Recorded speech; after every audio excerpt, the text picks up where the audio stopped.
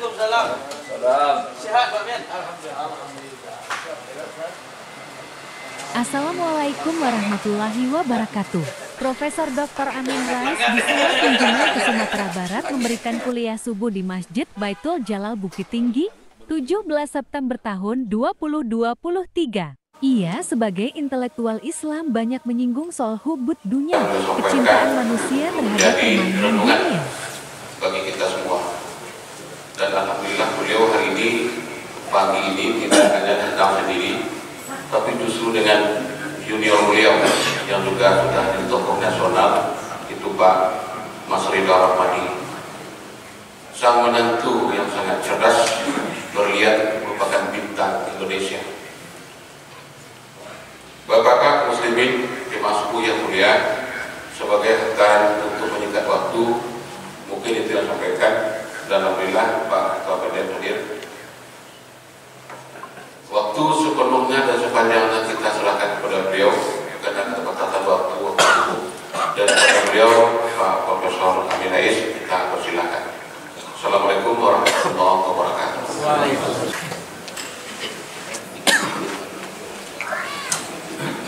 Assalamualaikum warahmatullahi wabarakatuh.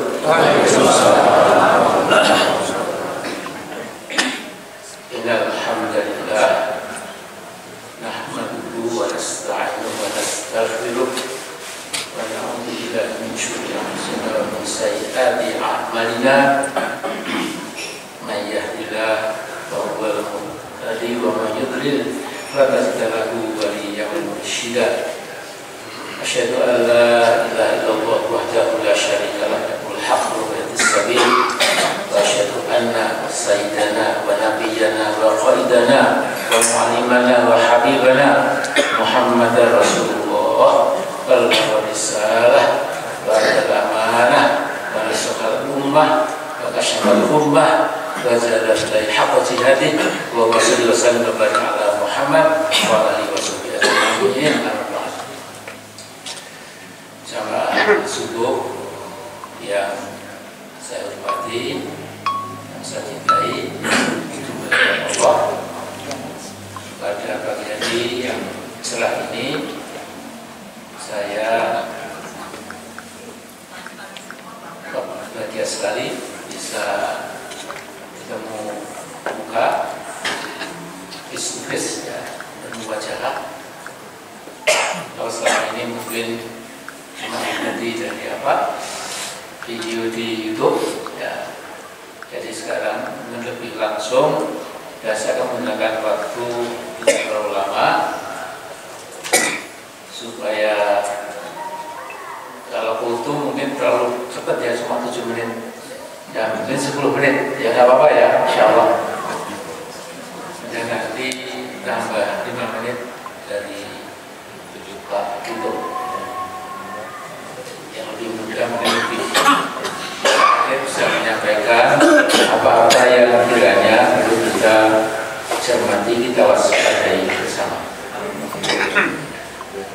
Nah, saya akan membacakan ayat dari surat Al-Hadid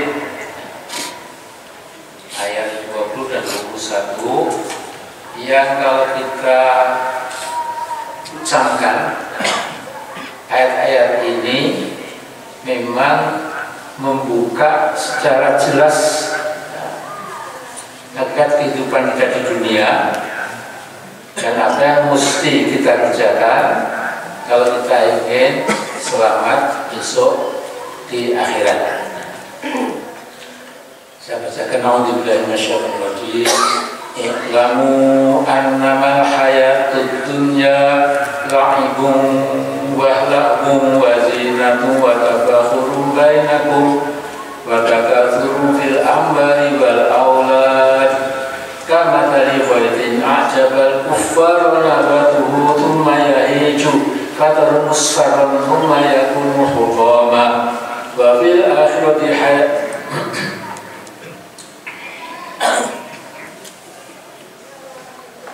wa fil akhirati 'adzabun syadidun wa maghfiratun minallahi wa ridwan wa mal hayatud illa mata'ul ghurur. Artinya, ketahuilah wahai manusia, sesungguhnya kehidupan duniamu itu tidak lebih dari tidak kurang. Pertama itu la'ibun. Ya, jadi dunia ini adalah la'ib, permainan. Kita tahu di zaman sekarang ini permainan itu memang bisa berupa-rupa. Ada permainan olahraga, ada permainan bahkan falas, ya. Ada permainan politik, ada permainan bisnis, ada ya berbagai macam permainan. Memang dunia ini kalau kita lihat salah satunya itu adalah ya permainan. Kemudian yang kedua, walahbun. Lahbun itu sendoguro. Sendoguro itu ya cuma ketawa ketiwi, ya. Tidak, hidupnya nggak serius, ya. Hanya mengumbar lelucon. Indonesia ini termasuk sebagai bangsa yang terlalu banyak melucu. Bayangkan di bulan Ramadan itu televisi berlomba-lomba bagaimana supaya menjelang buka bahkan menjelang sahur itu melucu. Mestinya bulan Ramadan banyak khusyuk di mana kita zikir, baca Al-Quran, tetapi karena bangsa kita ini ya suka ada gelar, ya, maka lantas itu yang kita lihat. Termasuk pemerintahnya, maaf ini juga suka melucu, ya. Jadi hal-hal yang serius dibuat lucu, yang lucu dibuat serius, dan ini dampaknya luar biasa. Nah kemudian wa tafakhurum bainakum. Kemudian wazinatun wazina. Zina itu perhiasan. Ya dunia ini memang sesuatu yang menyilaukan mata kadang-kadang. Ya. Mobil mewah yang mengkilap, rumah yang bagus, atau mungkin jam tangan Rolex harganya sampai miliar-miliar. Saya punya cuma Seiko. Seiko dan sudah lama ini sudah keburukan, ya. Tapi karena masih jalan terus ya mengapa harus diganti, ya. Kadang-kadang teman saya kasih Pak, nanti Pak ini mana bersihkannya mau kasih, alhamdulillah menghabis sudah berapa belas tahun ini, ya. Kemudian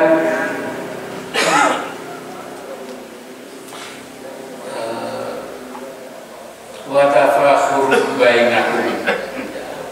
Jadi manusia itu biasanya itu satu sama lain itu membangga-banggakan, ya, keluargaku lebih bagus dari keluarganya.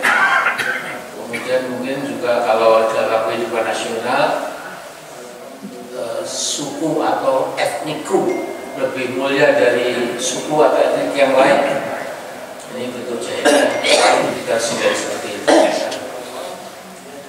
Kemudian watakatsuru fil amwali wal aulad.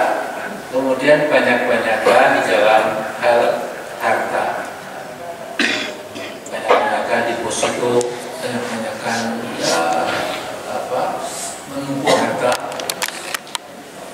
Sehingga kadang-kadang orang menilai temannya boleh hanya mengintip berapa besar deposito dia. Wah dia sudah 200 miliar, wah saya masih 100, jadi harus saya kejar seperti itu. Ini stupid, ya. Ini jahil, bodoh itu. Tapi itulah yang dialami oleh manusia pada umumnya. Kemudian juga berbangga-bangga dengan al-aulad, dengan anak keturunannya. Jadi sering dalam kehidupan itu memang secara sadar barangkali pertama itu ibu-ibu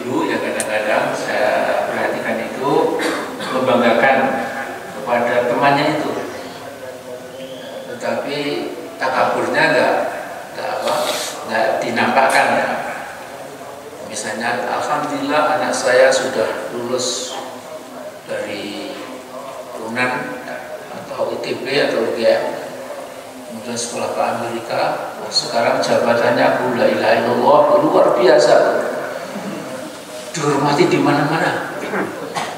Yang satu nggak mau kalah juga, kalau saya lain lagi, anak saya itu lulusan Australia, kemudian juga belajar manajemen. Sekarang dia kerjanya di Australia, gajinya bukan rupiah, tapi dolar Australia, segala macam lah. Ya kayak gini ini, itu menunjukkan betul aturan bahwa manusia kayak begitu itu, ya. Di samping apa kesengsem dengan kehidupan dunia yang sunya hanya sindok-bulok, hanya perhiasan temporer, kemudian saling berbangga diri bersama lain, kemudian bahkan saling unggul-unggulan dalam hal amal, wal aulad, juga anak keturunan dikembangkan. Itu kama tadi walidin adzaba kuffar wa nabatuhu summa yahiju wa musfanun summa yakunu hukama. Yaitu oleh Allah dimisalkan seperti air hujan yang turun ya, ke atas bumi ini, kemudian menumbuhkan pohon-pohon yang seronok, yang membuat para petani itu bergembira ya, karena pohon-pohonnya serba hijau dan lain-lain ya. Tapi kata Allah, lihatlah yang serba hijau itu kemudian daunnya akan musfaro, akan layu, akan menguning.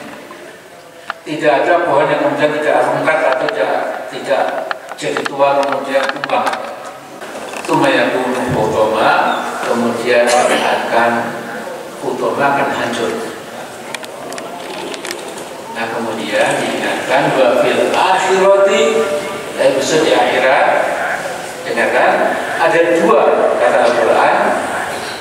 Fil akhirati adzabun syadid, adab yang pedih, tetapi juga ada bahwa maghfiratun minallah, ada maghfirah dari Allah. Jadi ada dua pilihan, kami sebutkan di akhirat itu mendapatkan adzabun syadid, alhamdulillah min dzalik, atau insya Allah sebaliknya kita mendapatkan maghfirah amin Allah dan ridwan dan keridhoannya. Dan dikunci ayat itu dengan bamal hayatud dunya illa mata'ul ghurur. Tidaklah hidup dunia ini kecuali kesenangan-senangan yang menyesatkan. Ghurur itu deceiving dalam bahasa asingnya itu. Nah kemudian yang kedua, ayatnya itu menghasung kita supaya kita memperlakukan dunia yang fana ini ala kadarnya saja, tapi hendaknya kita sabiqu ila maghfiratin min rabbikum. Jadi hendaklah berlomba-lomba untuk mengejar ampunan ilahi, ampunan dari Tuhan, wa jannatin. Dan kita kejar surga itu, arduha ka'ardis samai wal ard, yang luasnya itu seluas langit dan bumi. Jadi surga itu unlimited ya.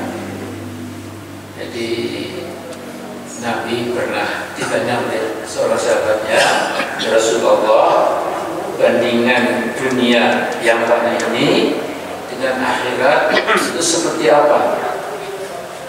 Dan di depan Nabi ada secangkir air dan telunjuk Nabi ya dicelupkan ke cangkir itu, kemudian Nabi bersabda, ya ini dunia, samudra raya itu adalah akhirat. Jadi bertriliun lebih hebat, lebih dahsyat, lebih luas, tentu langgeng ya abadi. Itu perbedaan antara dunia dan akhirat. Tapi umumnya saya lagi memang sebagian besar anak cucu Adam itu kadang-kadang lupa hal-hal yang fundamental ini ya.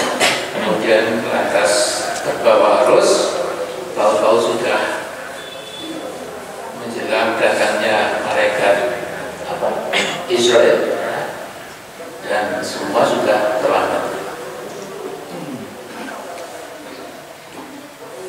Nah, kemudian setelah kita disuruh Allah untuk mengejar makhluk jannah, ya, kemudian kita diingatkan itu semua itatilladina amanu billahi wa rusulih, semua itu dipersiapkan sebagai ganjaran untuk orang-orang yang beriman dengan Allah dan beriman dengan para rasulnya. Dzalika fadlullah, semua itu adalah keutamaan, rezeki, karunia ya, dari Allah. Dan dzalika fadlullah itu adalah tadi rezeki, keutamaan, kebahagiaan, kesungguhan dari Allah.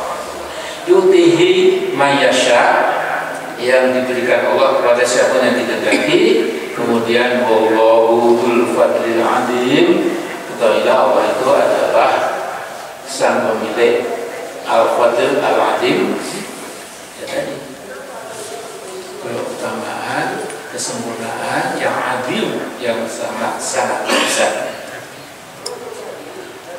Nah, itu yang di surat Al-Hadid. Kalau kita buka surat Ali Imran, itu ayat 13-14, itu mirip-mirip, dan mungkin saya bacakan sebagai untuk Sujina linnasi hubbus syahawati minan nisa'i wal banina wal qanatiril muqantarah wal qanatiril muqantarah minad wal fiddati wal khaylil musawwamati wal an'ami wal harth. Dzalika madhhabul jawab indahu husnul ma'ab. Jadi telah dihiaskan, telah ditempelkan kepada setiap manusia, yaitu hubbus syahawat minan nisa, yaitu cinta kepada lawan jenis. Jadi yang normal itu lelaki cinta kepada perempuan dan sebaliknya. Walaupun sekarang ini dunia berbalik-balik, makanya orang laki-laki sama laki-laki, perempuan sama perempuan, dan ya pokoknya luar biasa. Nah, kemudian setelah itu ditazyin, jadi dihiaskan juga, ditempelkan kepada tiap manusia itu kecintaan kepada al-qanatir al-muqantarah, itu berdajin-dajin emas dan perak. Ini memang luar biasa. Jadi oleh Allah itu setiap manusia, apakah dia di Eropa, Amerika, Afrika, Asia, Indonesia kita ini, ya, itu setiap manusia itu cinta dengan logam mulia yang namanya emas dan perak. Jadi bangsa-bangsa bisa perang karena rebutan tambang minyak, tambang emas. Dan kita punya tambang emas yang paling besar di muka bumi, yaitu di Papua, Freeport McMoran. Itu juga menimbulkan luar biasa kezaliman yang tidak habis-habisnya. Saya bisa mereka terlalu lama. Saya pernah ke sana melihat bagaimana hutan kita, gunung kita dihilangkan, dilenyapkan dari muka bumi ini, ya, karena sudah dicongkeli, didinamit, dihancurkan, batu, kerikil, tanah, sehingga sekarang sudah lebokan luar biasa, dan diambil logam mulianya, diambil emasnya, perak, tembaga, bahkan sebagian uranium dan lain-lain. Nah, kemudian Allah juga mengatakan bahwa kamu semua manusia pasti juga dipukul oleh al-khair al-musawwamah. Al-khair yakni al-hisan. Al-khair itu artinya kuda. Al-musawwamah kuda yang indah, yang memukul kita juga. Kalau dulu main kuda, sekarang namanya Mercedes-Benz, namanya mungkin saya nggak punya mobil mewah, saya nggak tahu ya. Jadi mobil-mobil yang mahal-mahal ya, itu sekarang menjadi apa daya tarik bagaimana modern. Kemudian Al-An'am sudah yaitu ternak, semua orang suka ternak.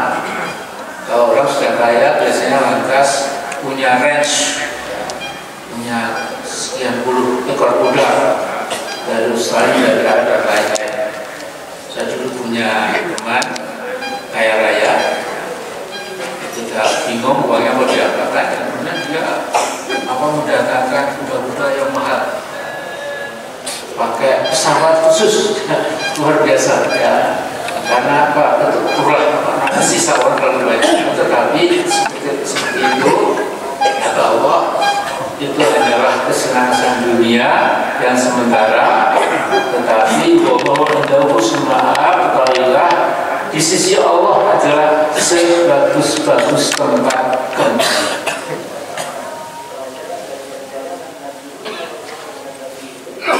Kemudian setelah itu, Qul a'udzubikum bi khairin min dzalikum, katakanlah Muhammad, apakah sebaiknya aku beritakan kepadamu bi khairin min dzalik yang lebih bagus dari itu semua.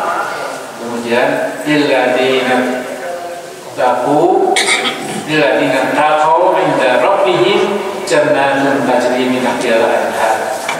Bagi orang yang bertakwa dijamin oleh Allah akan diberikan jannah, dan diberikan bahkan jannah, surga-surga, taman-taman yang indah, tajri min tahtiha al-anhar, yang di bawahnya mengalir sungai-sungai yang indah, khalidina fiha, kekal mereka di dalamnya, wa azwajun mutahharah, bahkan diberikan pasangan yang disucikan, wa ridwanun minallah, dan ridwan dari Allah, wallahu basirun bil ibad, Allah Maha mengetahui atas apa yang terjadi pada hamba-hambanya. Nah, jadi kuliah pendek ini mengingatkan kepada kita bahwa setiap kehidupan dunia ya hanya itu ya. Di surat Al-Imran dan Al-Hadid yang saya bacakan tadi, ya insya Allah kalau kita sudah paham, maka kita tidak lantas jadi orang yang bakhil misalnya. Karena kita diberitahu kalau kamu membeli surga itu tidak mudah. Jadi hasibtum an tadkhulul jannah, apa kamu mengira bisa masuk surga dengan gampang? Walamma ya'lamul ladzina jahadu minkum ya'lamus sabirin. Sebelum Allah mengetahui mana-mana orang yang bermujahadah sungguh-sungguh di antaramu dan juga berlaku sabar dalam kehidupan yang kadang-kadang memang berat, tapi mereka punya kesabaran. Jadi yang terakhir adalah bahwa kalau kita cermati di dalam Al-Quran juga sunnah Nabi, memang Islam kita ini yang berikan rukun Islam yang 5 macam itu, dan kemudian kita dihasung oleh Allah ya, untuk suka memberikan infak ya. Jangan terbatas 2,5% yang minimal itu, nah, tapi kalau bisa lebih itu juga bagus lagi. Itu akan untuk fisabilillah. Dan saya bangga kita punya masjid yang sangat bagus ini.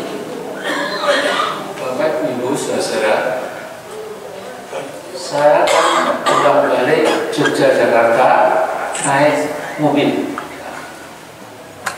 Saya hitung, kalau saya berangkat, saya menghitungnya jumlah masjid di kiri jalan itu ada 178,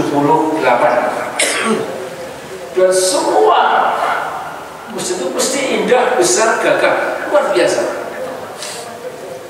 Bahkan di Jawa Tengah yang muslim abangan itu ya, orang Jawa abangan pun itu juga bangun masjid, walaupun mungkin tidak memakmurkan, itu paling enggak merasa bahwa ikatan manusia dengan masjid, manusia mungkin dengan masjid itu sebuah keharusan. Nah, jadi menurut saya ini yang kita semua pegang. Insya Allah negeri Indonesia ini, negeri Muslim terbesar di muka bumi, tidak akan lenyap. Insya Allah. Karena apa? Masjid itu masih tetap menjadi kebanggaan, tumpuan di mana orang sujud, tidak bedakan apakah itu partainya apa, jamiahnya apa, tapi semua bersama dalam masjid itu. Ya. Sehingga dalam surat At-Taubah itu ya, itu ada dua kontras. Ya. Saya bacakan, maka lil musyrikina ayyamuru masajidallah syahidina ala anfusihim bil kufr ulaika habitat a'maluhum wa fil nari hum khalidun. Ketahuilah wahai manusia, orang-orang musyrik itu enggak bakalan mendirikan masjid.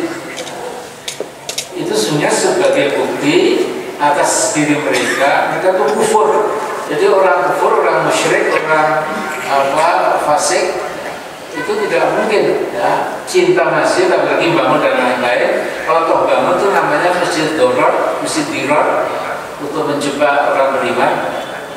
Nah kemudian ulaika habitat a'maluhum, mereka itu lepas putus amalannya dan akan diberikan neraka sebagai tempat bermukimnya sepanjang masa.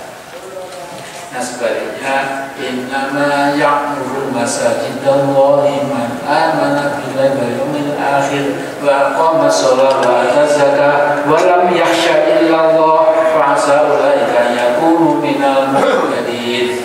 Habib Qudus mengatakan, hanyalah mereka yang memakmurkan masjid-masjid Allah, kemudian mereka beriman pada Allah dan hari akhir, mereka tegakkan sholat, mereka tunaikan zakat, dan mereka tidak takut kepada siapapun kecuali hanya Allah semata-mata. Dan dengan demikian, mudah-mudahan mereka orang-orang yang muhtadin, yang muhtadun, yang menjadi orang-orang dapat hidayah dari Allah SWT. Nah, jadi zaman reformasi itu mengenang sedikit. Saya ditanya wartawan asing, Anda cuma dosen dari pedalaman dari Jogja, kok berani-beraninya yang mengkritik rezim Orde Baru waktu itu? Apakah Anda punya backup jenderal di belakang Anda? Sama sekali. Mana mungkin saya punya backup? Apakah Anda punya teman-teman pengusaha yang mungkin membackup? No. Jadi gimana? Ya nggak ada yang. Ya, tapi gimana Anda kok jadi berani? Saya mengatakan karena saya ketika masjid, saya suka masjid, hanya itu ya. Jadi orang yang suka masjid itu otomatis hidupnya akan lebih istiqomah, tidak mudah digoda-goda sama amplop-amplop yang apapun. Dan itu yang menjadikan kita semua insya Allah dalam masyarakat Allah. Jadi saya kira itu saja. Saya minta Mas Ito melengkapi supaya salah nama, tapi intinya Mas Ito yang paling mutakhir ya, bahwa kita ini sekarang nanti biar juga saya akan dulu ya. Assalamualaikum warahmatullahi wabarakatuh. Lokomotif Project melaporkan.